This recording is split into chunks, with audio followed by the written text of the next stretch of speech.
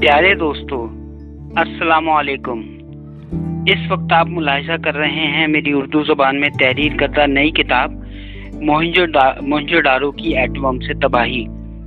इस वक्त आपकी खिदमत में मेरी इस तहरीर करदा किताब की चौथी किस्त पेश की जा रही है, जिसमें हम आपकी खिदमत में सफ़ा नंबर 51 से लेके सफ़ा नंबर 55 तक के वाक़यात पेश करेंगे।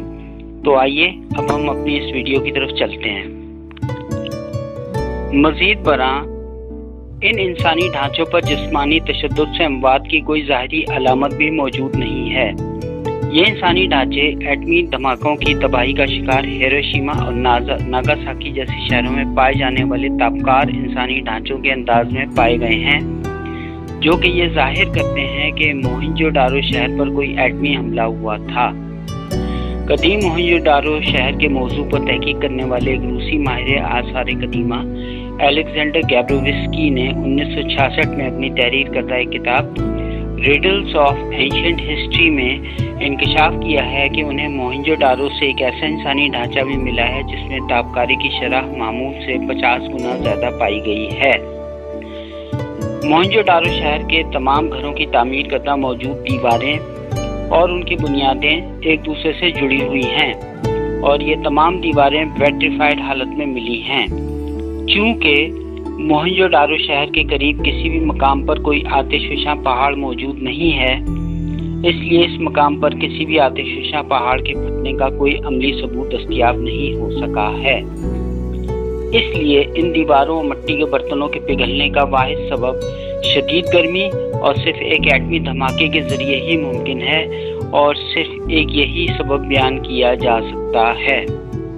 या फिर इसकी मिसाल उस दौर के किसी ऐसे नामालूम खौफनाक हथियार से दी जा सकती है जो मोहनजोदारो शहर के खिलाफ जंग में इस्तेमाल किया गया हो, जिससे ये शहर दुनिया के नक्शे से मुकम्मल तौर पर मिट गया हो। हिंदू मजहब की कदीम संस्कृत ज़बान की किताबों महाभारता और रामायण में बयान किए गए हालात और वाक़यात और मोहनजोदारो शहर के कदीम आसार कदीमा से मिलने वाली निशानियों की मदद से मालूम हुआ है कि ये शहर अचानक ही तबाह व बर्बाद होकर ख़त्म हो गया था। मोहनजोदारो शहर की एटमी हमले में तबाही का खुलासा। कदीम मोहनजोदारो शहर, जो आज से तकरीबन 4500 साल कबल मंगोल सल्तनत का दारुल खिलाफा हुआ करता था, ये मंगोल सल्तनत दरिया सिंध के अतराफ और पंजाब में फैली हुई थी।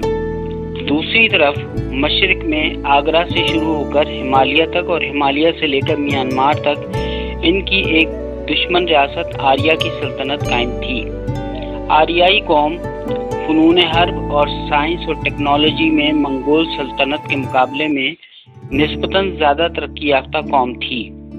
मंगोल और आर्या दोनों जंगजू कौमें थी, और इसी वजह से दोनों कौमें हर वक्त हालत जंग में रहा करती थी।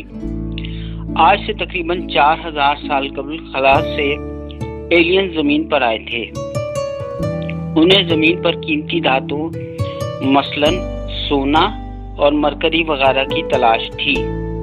इन कीमती धातुओं की तलाश में एलियंस हिमालय के पहाड़ों में उतरे। उस दौर में हिमालय के पहाड़ आर्याई कौम की सल्तनत का हिस्सा थे, इसलिए एलियंस का आर्याई कौम के साथ राब्ता होना शुरू हो गया।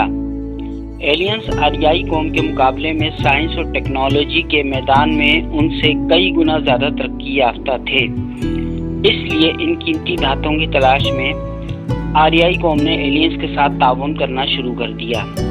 इन कीमती धातुओं की खुदाई और माइनिंग में भी इन एलियंस की मदद करनी शुरू कर दी थी, जिससे ये दोनों कौमें आपस में एक दूसरे के बेहद करीब आ गई थी।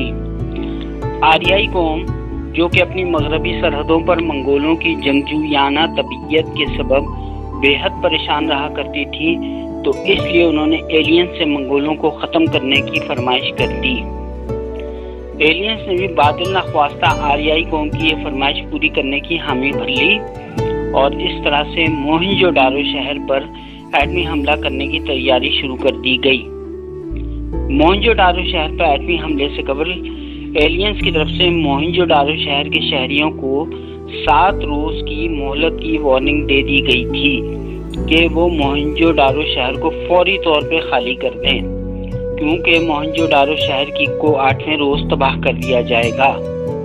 اس وارننگ کے ملنے کے بعد موہنجو ڈارو شہر کی بیشتر آبادی شہر کو چھوڑ کر کچھ دور چلی گئی تھی، مگر اس شہر کی اکثریتی آبادی کے چند لوگ جنہیں اپنی جنگی طاقت پر مکمل بھروسہ تھا، وہ موہنجو ڈارو شہر میں ہی رک گئے اور وہ وہاں پر رک کر اپنی دفاعی جنگی تیاریوں میں مشغول ہو گئے تھے، کیونکہ انہوں نے اپنے شہر کا دفاع کرنے کی ٹھان لی تھی۔